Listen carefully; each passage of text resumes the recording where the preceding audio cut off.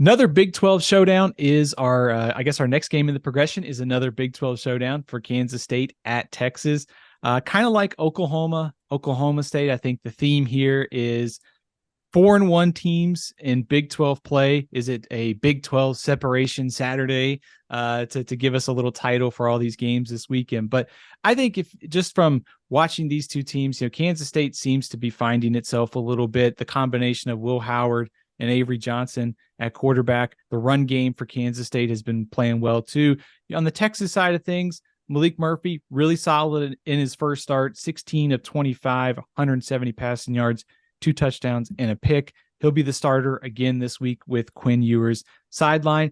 I think a key here is going to be who can score touchdowns because Texas has struggled in the red zone. They're averaging about a 48.5% touchdown rate, while Kansas State is around 82%. So scoring, finishing drives in a tight game like this will be important. Texas has won 6 in a row against Kansas State. Kansas State, that 82%, number 2 in the nation. So make sure we put some context on that. And Texas, of course, 120th in the nation. The fastest way for a good quality, well-coached, fundamentally sound football team to come into your building and beat you is for you not to finish drives in the end zone and for the other team to finish drives in the end zone. And what have they been doing very well when they're running with their running game? And Avery Johnson coming in and playing quarterback and Will Howard doing the whole deal. They are scoring touchdowns. I'm not trying to get ahead of the pod here with bets against the spread. Kansas State plus 4.5, dog. Okay, here's the thing. And again, this is the same thing we've talked about on the show all episode. This is nebulous and vague, and I understand. The entire internet spends every offseason in this stupid cul-de-sac of Texas is back. It's this ridiculous, I'm so tired of it. But you know what keeps that going is when you lose this game. You are at home against a quality team with a backup quarterback. There's tons of reasons why a Kansas State victory makes sense. You just alluded to red zone, and the 2 best quarterbacks in this game are on the same team. For Kansas State probably. Although Arch Manning's probably pretty good too. And to your point, Maalik Murphy played well. But if you are to me, this is about proving that Steve Sarkisian is the guy. If you want to end this nonsense, this stuff that is on these Texas players' phones all the time, they have to hear this garbage as players.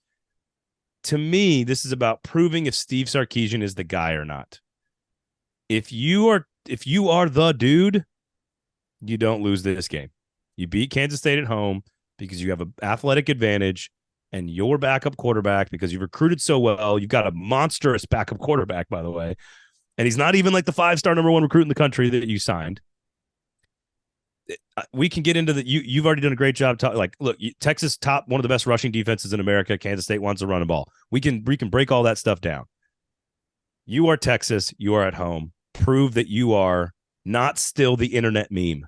Does that make sense? Makes total sense. I think that's kind of the setup or the intrigue here is if Texas just takes care of business here, they're setting themselves up for this stretch run of the season to go to the Big 12 and get back to the college football playoff. I think the world of college football would understand that if Texas loses to Kansas State, there's really no shame in it, especially with a backup quarterback. But if you're Texas and you're different, you win this game because of all these pieces that you've accumulated. You've got one of the better defenses in the Big 12. I think their defense, should be better than Texas.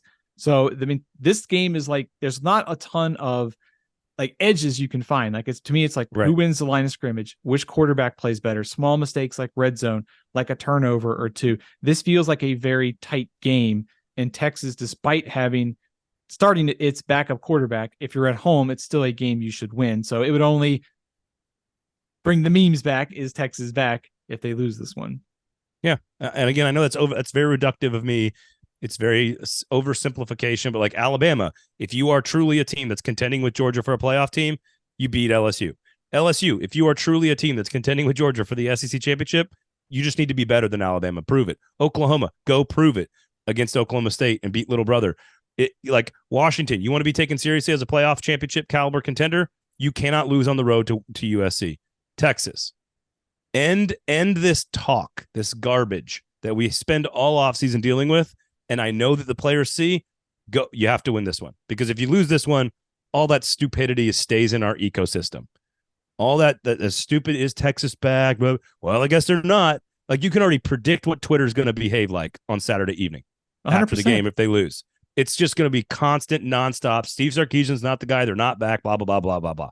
Not ready for the SEC, all that, yeah. Right. And while there's plenty of like, that's going to be completely disrespectful to Kansas State because they're totally deserving and a very good football team, very well coached.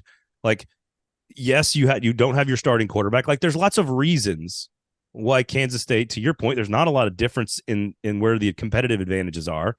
I would say athleticism. The athletes are clearly on Texas's side, and they're at home. This is a game you got to kind of prove everybody wrong and go win. I think Kansas State's going to win. You set it all up to say don't lose this game, Texas, and here I'm thinking Kansas State. I think it's but I think it's more about Kansas State. I think it's more about the fact that they're playing really, really well. They have found something in their 2-quarterback system with Avery Johnson running the football. He brings an energy to that team. Like, he comes on the field and, like, I sit up in my chair. I'm like, oh, this is going to be fun.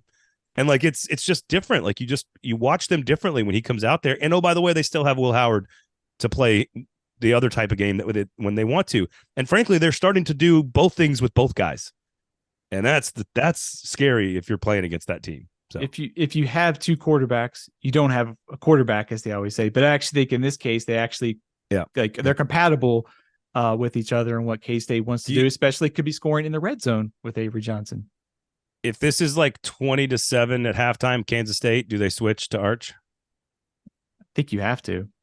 Okay, just something to consider. You know, one guy we haven't talked a lot about this year is Jonathon Brooks at Texas, very quietly having a nice season. I mean, Bijan Robinson is now in the NFL. Jonathon Brooks has stepped in and had a nice season. It's going to be, Kansas State's defense near the top of the Big 12. So it's going to be some tough sledding. But, in a game where last week it felt like Texas was trying to ease Murphy in, they scored on special teams, didn't really feel like BYU was going to threaten their defense enough to make it a game.